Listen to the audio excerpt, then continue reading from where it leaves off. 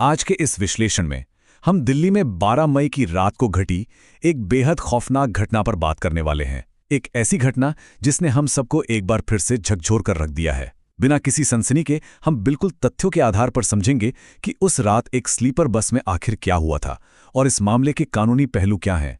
तो चलिए सीधे मुद्दे पर आते हैं। राजधानी दिल्ली की सड़कों पर रात के वक्त सुरक्षा कितनी है, ये सवाल नया नहीं है। ये घटना हमें बरबस ही निर्भया कांड की उन खौफनाक यादों की तरफ वापस ले जाती है। रात के समय काम से लौटने वाली महिलाओं की सुरक्षा एक ऐसा गंभीर मुद्दा है जिस पर आज भी बहुत गहरे और चिंतित करने वाले सवाल उठते हैं। जैसा कि हाल की इन मीडिया रिपोर्ट्स में सामने आया है, ये खौफनाक वाकया मंगोलपुरी की एक फैक्ट्री में काम करने वाली 30वीं महिला के साथ हुआ। वो महिला अपनी नाइट शिफ्ट खत्म करने के बाद बस किसी तरह अपने घर लौटने की कोशिश कर रही थी। उसे इस बात का जरा भी अंदाजा नहीं था कि घर जाने की ये कोशिश एक भयानक दुस्वप्न में बदलने वाली है। अब सिलसिलेवार तरीके से देखते हैं कि उस रात का घटनाक्रम कैसे आगे बढ़ा। रात के ठीक 12 बजे महिला अपनी शिफ्ट खत्म करती है। करीब 12:30 बजे वो सरस्वती विहार के बी ब्लॉक बस स्टैंड पर पहुंचती हैं, जहां एक एसी स्लीपर बस पहले से खड़ी थी। उसने बस के दरवाजे पर खड़े कंडक्टर से सिर्फ समय पूछने की कोशिश की थी, लेकिन तभी उस शख्स ने उसे अचानक बस के अंदर खींच लिया और तुरंत दरवाजे लॉक कर दिए। और यहां पर जो सबसे खौफनाक बात है ना, वो है समय। पूरे 2 घंटे, ये कोई चंद मिनटों की घटना नहीं थी। 2 घंटे तक वो बस करीब 7 किलोमीटर तक राजधानी की व्यस्त सड़कों पर लगातार दौड़ती रही। बस के दरवाजे बंद थे, एसी का तेज शोर था जिसकी वजह से उस महिला की चीख पुकार बाहर किसी को सुनाई ही नहीं दी।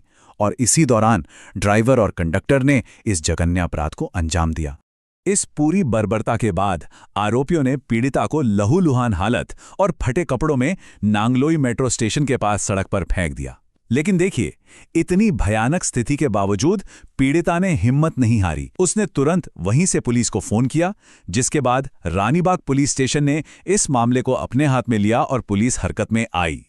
अब अगर हम इस घटना के मानवीय पहलू की तरफ देखें तो सच्चाई और भी ज्यादा दर्दनाक है। अपराध की क्रूरता तो अपनी जगह है ही, लेकिन जरा उस महिला पर मौजूद पारिवारिक जिम्मेदारियों के बारे में सोचिए। वो अपने परिवार की इकलौती कमाने वाली सदस्य है।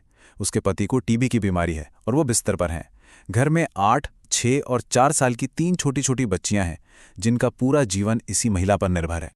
और इसी जिम्मेदारी का बोझ देखिए कि शरीर पर गंभीर चोटों और इतने गहरे मानसिक आघात के बावजूद पीड़िता ने अस्पताल में डॉक्टरों से खुद को जल्दी डिस्चार्ज करने की गुहार लगाई। क्यों?